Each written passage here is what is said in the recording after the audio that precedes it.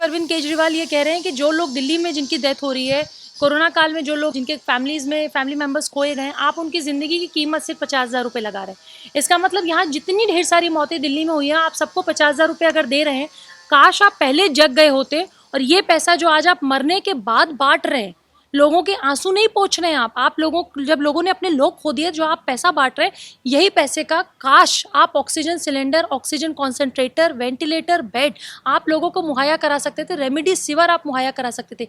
पूरे देश में रेमडेसिविर ब्लैक हुई है, दिल्ली में भी ब्लैक हुई है, लेकिन इनके प्रवक्ता जब टीवी चैनल पे आते हैं तो ये बात वो मानने के लिए तैयार नहीं होते। इनके खुद के नेता, उनके यहाँ से, उनके घरों से ऑक्सीजन कॉन्सेंट्रेटर मिलता है, ऑक्सीजन सिलेंडर मिलता है।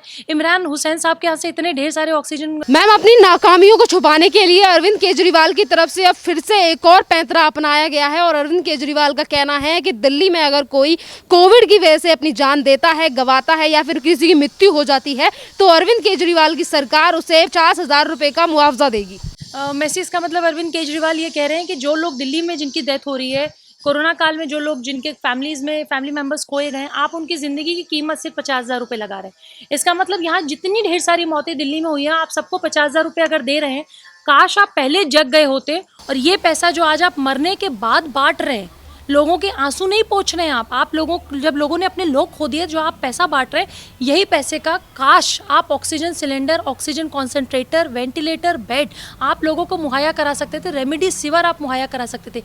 पूरे देश में रेमडेसिविर ब्लैक हुई है, दिल्ली में भी ब्लैक हुई है, लेकिन इनके प्रवक्ता जब टीवी चैनल पे आते हैं तो ये बात वो मानने के लिए तैयार नहीं होते। इनके खुद के नेता, उनके यहाँ से, उनके घरों से ऑक्सीजन कॉन्सेंट्रेटर मिलता है, ऑक्सीजन सिलेंडर मिलता है। इमरान हुसैन साहब के यहाँ से इतने ढेर सारे ऑक्सीजन सिलेंडर्स मिले।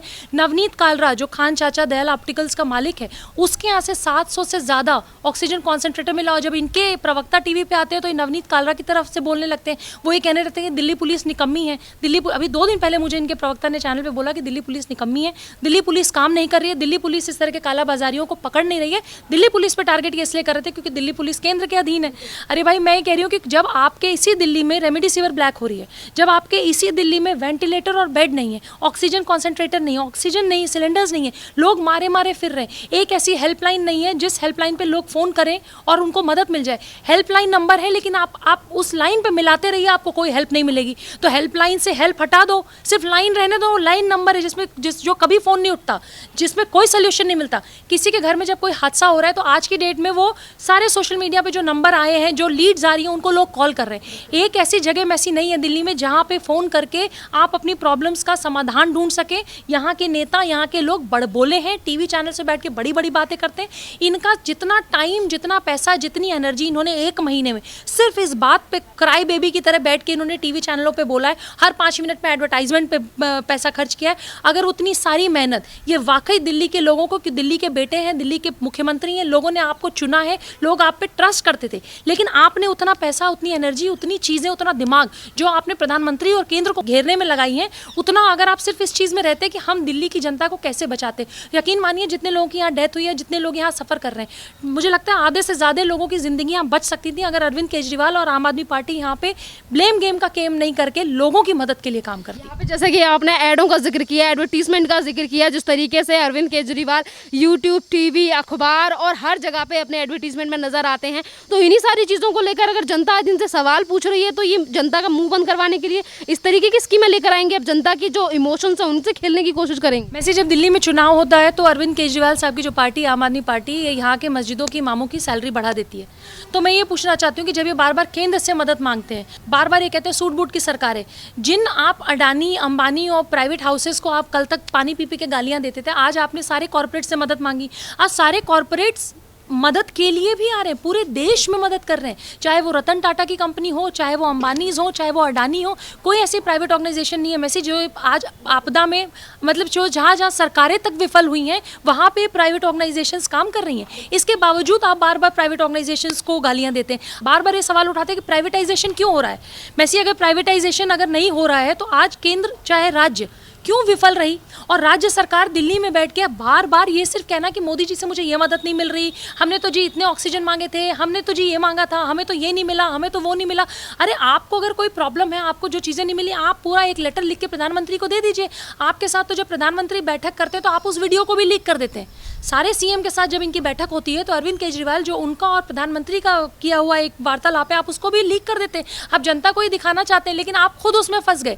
जनता ने आपके ऊपर थू थू करी, शर्म करी कि भैया आप, वो एक कॉन्फिडेंशियल मीटिंग चल रही है, सारे संवैधानिक पोस्ट पे बैठे हुए लोग वहाँ पे बैठे हुए हैं, प्रधानमंत्री सारे सीएम, सारे स्टेट के सीएम से बात कर रहे हैं किस प्रदेश में क्या आपदा है, उसमें कैसे मदद, आप वहाँ पे भी राजनीति खेल जाते हैं, आप उस वीडियो को लीक करा देते हैं। मतलब आप सोचिए, दिल्ली का सीएम एक ऐसी कुर्सी पे बैठा है जो हर 5 मिनट पे आप कोई चैनल खोल लीजिए, कोई न्यूज़ चैनल खोल लीजिए, अरविंद केजरीवाल जी प्रकट हो जाते हैं। आप अखबार उठाइए, उसमें अरविंद केजरीवाल जी प्रकट होते हैं, मैगजीन है उसमें अरविंद केजरीवाल जी प्रकट होते हैं। अरविंद केजरीवाल जी एक ऐसे हो गए हैं, हर 5 मिनट में कहीं प्रकट हो सकते हैं। सैकड़ों रुपए, करोड़ों रुपए, लाखों रुपए आप एडवर्टाइजमेंट पे खर्च कर सकते हैं, लेकिन आप ऑक्सीजन मशीन के लिए नहीं खर्च सकते, आप ऑक्सीजन प्लांट नहीं लगा सकते। ये बार बार ये कहते हैं कि हमारे पास जी हमें मदद चाहिए केंद्र की। आप जब चुनाव में इमामों को पैसा बांटते हैं मैसी, तो वो किस संवैधानिक रूल के, आर्टिकल के, वो किस संवैधानिक तरीके से आप उस पैसे को कहीं से लेके आते हो और आप बांटते हैं। कहीं ना कहीं आप उसके लिए फंड क्रिएट करते हैं। दिल्ली गवर्नमेंट का जो पैसा है, जो जनता का टैक्स है, उसी में कहीं आप इधर उधर करके आप इमामों की सैलरी बढ़ाते हैं। आप वही पैसा, या आप यही समझते हैं कि आप इमामों की सैलरी आपको बढ़ाना ज़रूरी, तो आपने वो किया, लेकिन आपको इस समय ये ज़रूरी नहीं लगा कि मैं जो इमामों की सैलरी बढ़ाता हूँ उतना पैसा मैं दिल्ली की जनता के ऊपर लगा दूँ। आपने इस बारे में कभी बात ही नहीं की। आपको जब भी किसी न्यूज़ चैनल पे देखते मिलते हैं, या जब भी आपका ट्विटर आता है, कोई ट्वीट ऐसा नहीं है इनका, इनकी पार्टी, इनके नेताओं का, जिसमें ये रोते हुए ना मिले। मतलब ये तो ऐसा व्यक्ति है जो हर बात पे रोता है, केंद्र ने ये नहीं दिया, केंद्र ने वो दिया के। अरे अगर आप इतने निकम्मे हैं, आप किसी लायक नहीं है, तो दिल्ली की जनता ने आपको बिठा तो दिया, अगली बार तो हम नहीं बिठाएंगे। और आपको उस गद्दी पे बैठने का कोई अधिकार नहीं है जब आप किसी को समाधान नहीं दे सकते, आप सिर्फ रो सकते हैं। तो कांग्रेस की टूल किट एक्सपोज हुई है। नवनीत कालरा की हम बात कर रहे हैं, दिल्ली का इतना बड़ा बिजनेसमैन नवनीत कालरा, 700 से ज़्यादा ऑक्सीजन कॉन्सेंट्रेटर उसके फार्म हाउस और उसके जो रेस्टोरेंट्स हैं उसमें पाए जाते हैं। उसका केस कौन लड़ता है? उसका केस कांग्रेस के इतने बड़े लीडर अभिषेक मनु सिंघवी लड़ते हैं।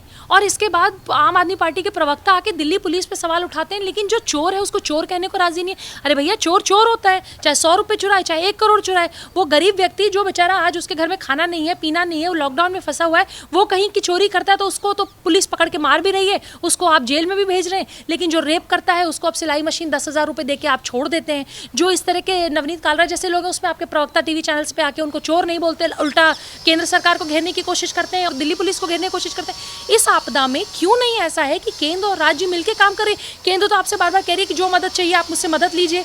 एक ऐसा प्रधानमंत्री जिसकी तारीफ पूरा विश्व कर रहा है, एक यूपी के सीएम है जिसकी तारीफ, जिनके प्रबंधन की तारीफ कोविड में गांव-गांव जो वो कर रहे हैं, WHO ने तक तारीफ कर दी, लेकिन हमारे यहाँ की कुछ मीडिया तारीफ नहीं कर सकती, हमारे यहाँ के सीएम तारीफ नहीं कर सकते। दिल्ली से गाजियाबाद, नोएडा बिल्कुल एक चिपका हुआ बॉर्डर है, बिल्कुल सटा हुआ बॉर्डर है। इसके बावजूद दिल्ली की जनता जो है वो देख रही है कि यूपी में इतनी बड़ी मात्रा में 20 करोड़ या 22 करोड़ की जनता होने के बावजूद, आप सोचिए 20 करोड़ प्लस है, 23 करोड़ के करीब है, इसके बावजूद वहाँ के मुख्यमंत्री दिन रात लगे हुए, खुद कोरोना पॉजिटिव थे, खुद 15 दिन क्वारंटीन के बावजूद। मतलब आप सोचिए कि रोज़ लोगों की मदद के लिए वो सोशल मीडिया के थ्रू, वेबिनार के थ्रू, वो सारे मतलब टेक्निकल रूप से लोगों के सामने आके लोगों की मदद के लिए तैयार है। एक ये सीएम है जो सिर्फ रोने का काम करता है। यही सीएम की सरकार को दिल्ली में आए हुए काफ़ी ज़्यादा साल हो चुके हैं, और इन्हीं सालों के बीच में अरविंद केजरीवाल की सरकार की तरफ से कोई भी नया हॉस्पिटल नहीं बनवाया गया है दिल्ली के अंदर। एक तरफ को इनके नेता और अरविंद केजरीवाल की तरफ से बड़े बड़े वादे किए जाते थे। मोहल्ला क्लिनिक को लेकर हाईकोर्ट ने भी इन्हें फटकार लगाई थी कि आखिरकार ये मोहल्ला क्लिनिक किस काम के हैं जब यहाँ पर कोरोना का इलाज नहीं हो सकता। इन्हीं सारी नाकामियों को छुपाने के लिए आज ये जनता को फिर से इस तरीके की बातें कह रहे हैं कि हम 50,000 रुपये देंगे। तो क्या इस तरीके की जो नाकामी छुपा रहे हैं, क्या ये जनता इनकी बात मांगने की स्वीकार करेगी? अब मोहल्ला क्लिनिक मतलब हर मोहल्ले में एक क्लिनिक खुलवा रहे थे ये, जिसका इन्होंने बहुत प्रोपेगेंडा फैलाया, जिसमें इन्होंने खूब एडवर्टाइजमेंट की। दिल्ली में वर्ल्ड क्लास इंफ्रास्ट्रक्चर है, दिल्ली में इतने बड़े बड़े हॉस्पिटल्स हैं।